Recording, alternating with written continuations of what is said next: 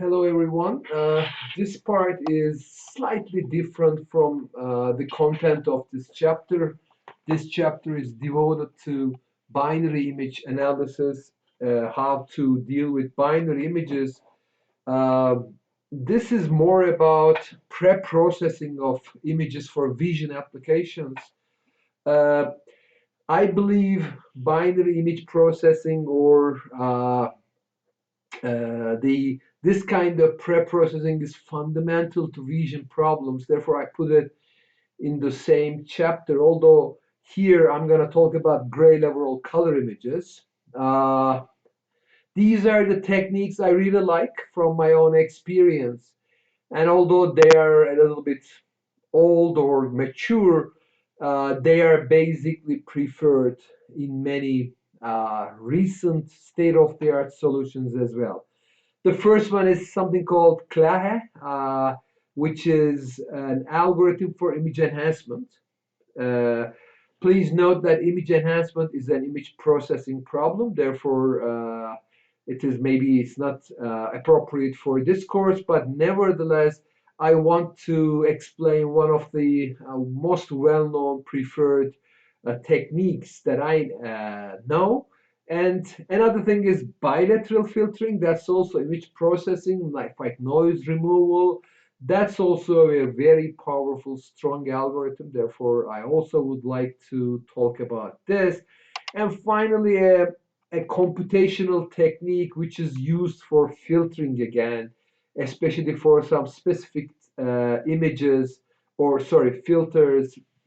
It explains how to obtain some filtering in a very efficient way. Okay, these three things are slightly different from binary image analysis point of view, but nevertheless, I would like to talk on these things.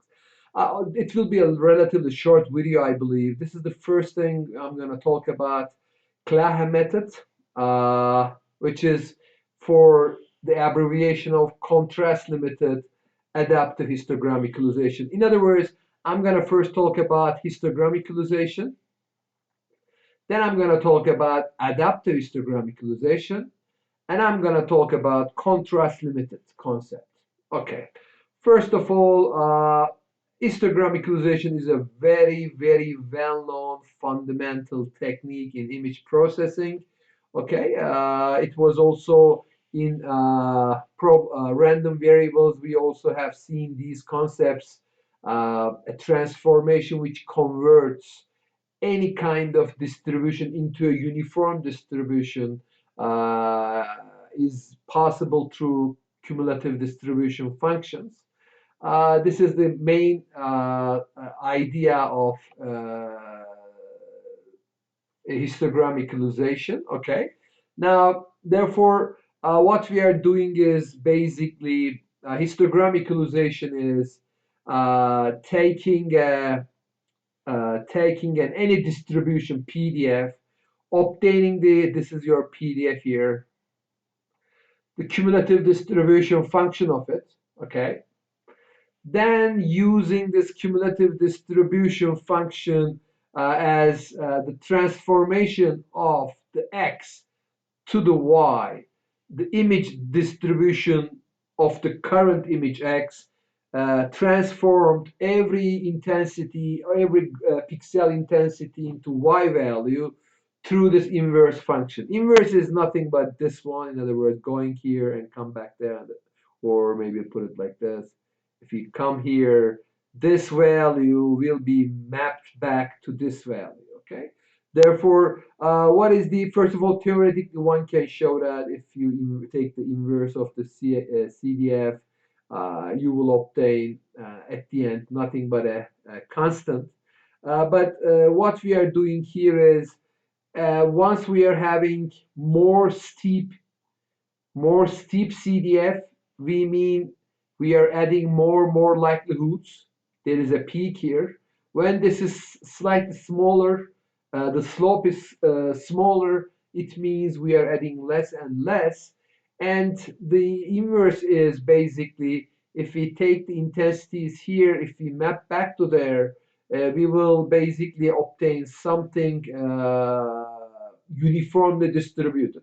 This is the concept of such a transformation. Therefore, what we are having is, if you have such a distribution, for example, the whole thing, after an ideal obtaining the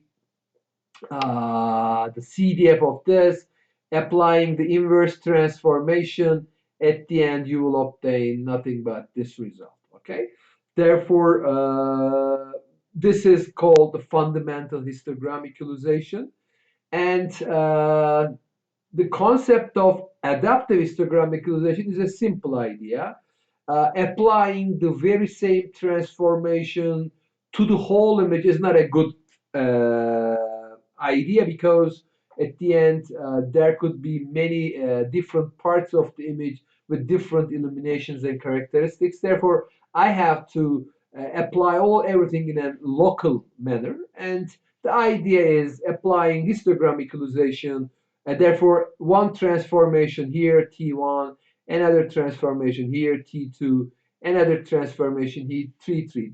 That's the simple idea. Okay, therefore every part of the image has a different lookup table, different transformation. This is obviously bringing a better visualization in terms of a very bright part. You can still manipulate that part appropriately. A very dark part, again, you can do it, or a very well illuminated part, you don't touch a lot, maybe everything is uniform. This kind of a local processing is obviously advantages for us. Okay, now the trick here is uh, contrast limited. This is the additional concept is added here. Now the concept is, we realize that once we have, sorry for that, once we have such a distribution in any of these, for example, like this is the inside here, local region, we have this kind of a distribution. And we understand that for these distributions, if you start adding these values, the highest slope will be obtained here, and it will go down, and then getting again a very small slope towards the end. Now, we don't want this kind of a quick slope, because as you can see, very similar colors could have similar values here, and therefore we have to have a clipping operation here, so that this behavior is becoming more smooth rather than a very steep slope over there. Okay, therefore this is we are just clipping this part and distributing it to the whole thing equally, so that in a way you are limiting your contrast. You don't want any of the intensities having high number of appearances. Okay, therefore we don't want the contrast amplification in a vicinity of a pixel, and once we make clipping, therefore we make more or less more smooth behavior in the CDF. Okay, and finally the efficient computation can be achieved. Please note, if you take an image, if you just divide like these parts, 1, 2, 3, 4. Okay, you can have these kind of parts, and for every part, for example, this 2 by 2 is here, and there are 4 transformations. Now, what it says, if you choose your region like this, another region like that, now in order to obtain any arbitrary point in this violet region here, or shaded blue region here, okay, what I'm doing is I consider this one, this transformation, and that transformation, all of them are lookup tables in a way. We have the functions, and from all these transformations, I get and obtained a interpolated value to here. I don't use the nearest one. I don't use the farthest away one. Doing this operation, maybe the most critical thing, basically eliminates or avoids any kind of quick intensity changes due to different local transformations. The local transformations are very dangerous because in one squared region, there could be another one transformation. The neighboring one will be different. There will be blocking effects. This kind of a processing, okay, interpolation of your four neighbors appropriately inversely proportional with the distances, it's a very good idea. Therefore, you have to apply this so that at the end your image is smooth.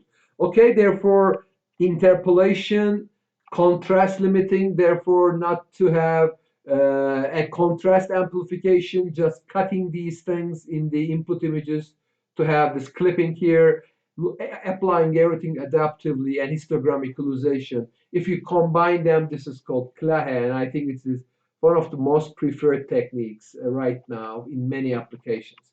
The second thing is a very, again, beautiful and fundamental idea. That idea is due to Tomasi, something called bilateral filter. Well, in electrical engineering in CERT, we have learned these kind of concepts. Okay, x1, okay, then maybe bxn minus 1. This is a linear constant coefficient difference equation. A bilateral filter is, they are not constant coefficient. They are linear, but they are not constant. And more importantly, this is a function of, A is a function of input and n value as well.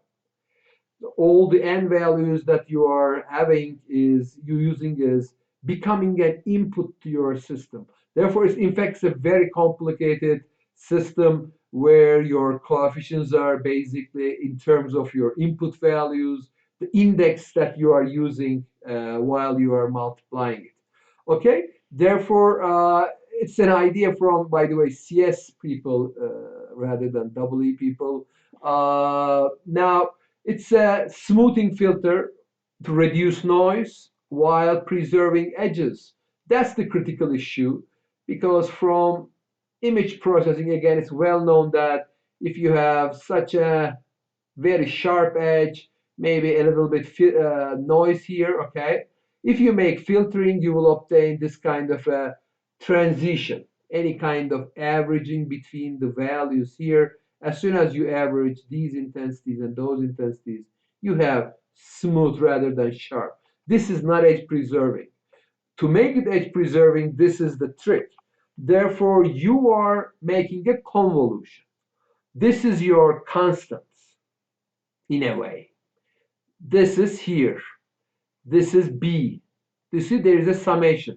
Within a neighborhood, I am basically adding all the input X intensities with some weights. I multiply them and add them. Nothing but this convolution operation here. Okay? Now, there are two types of weights. One of them is space weight.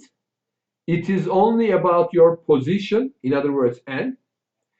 If you are far away, n minus 1, if you are maybe x n minus 2, then what you are saying is this, I will not consider about the output n any input slightly far away from n.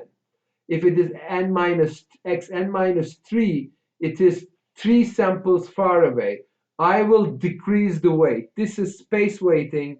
This is the maximum, and you use this maximum for your current input value.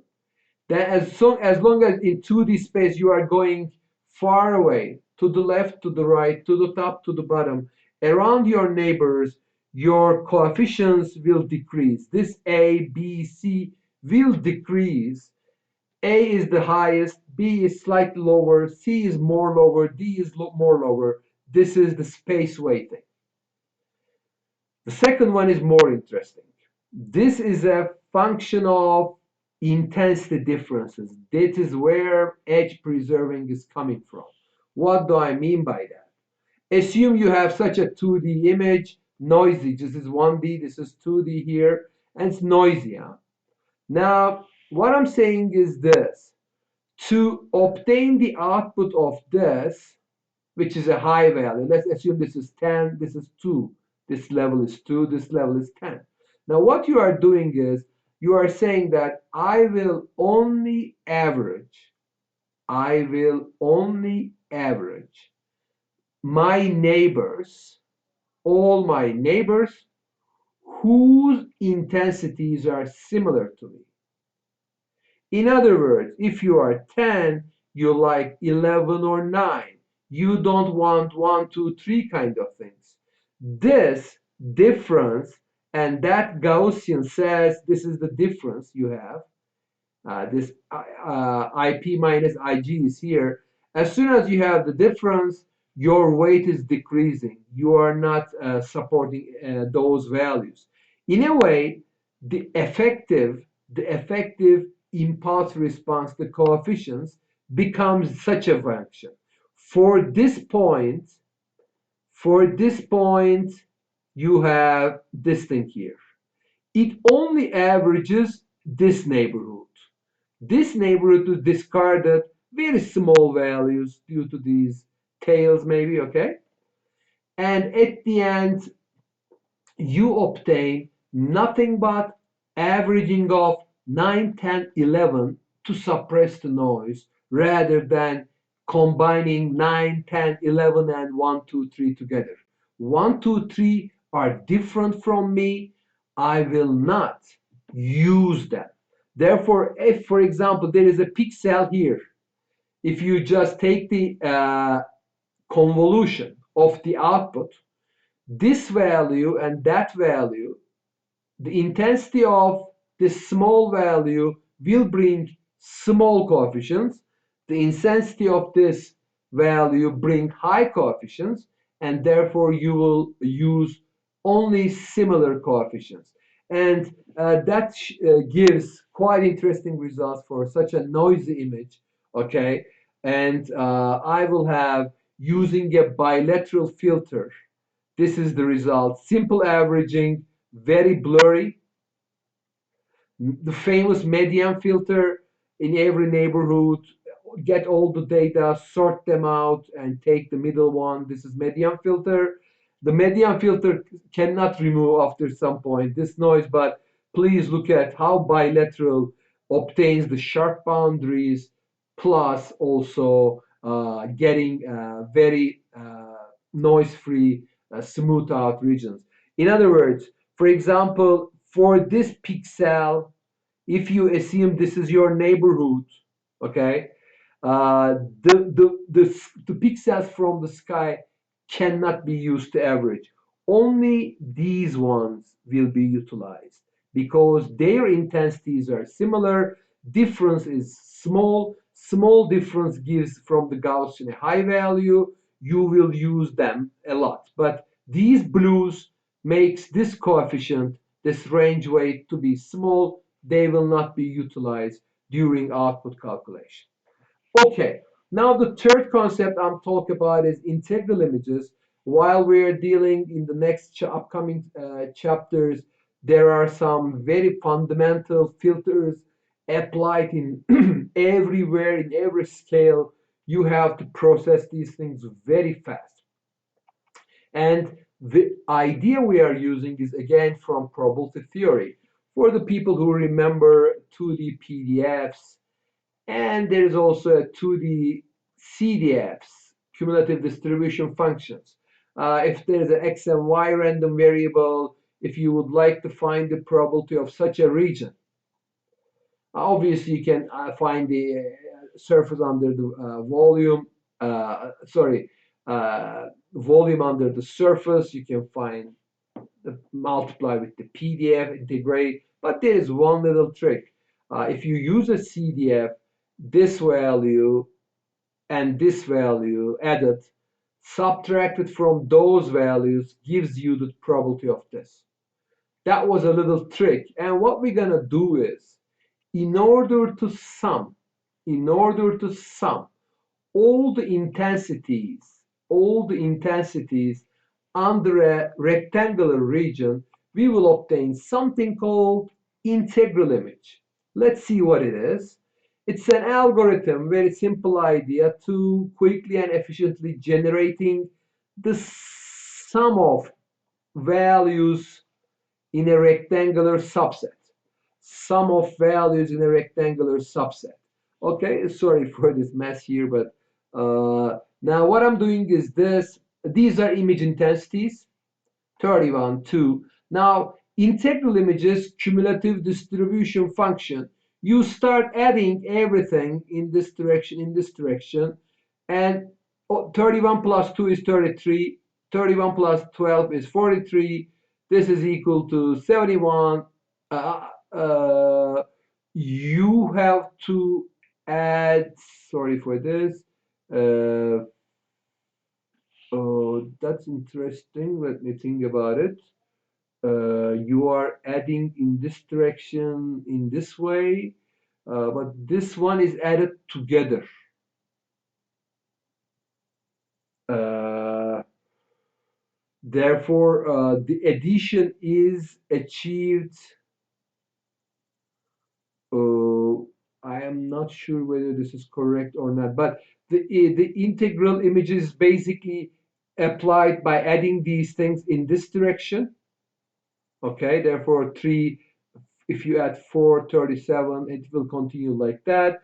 Similarly like this, and you have to add this one to here, but I think this is mistakenly written, if I'm not wrong. Whatever, as soon as you obtain your integral image, okay, as soon as you obtain your integral image, now in order to obtain, for example, the sum of the intensity values, these 6 values, there are 6 values, 15 plus 16 plus 14 plus 28, in other words, all these numbers, if you take this point here, then we have this point is here, that point is here, and that point is here.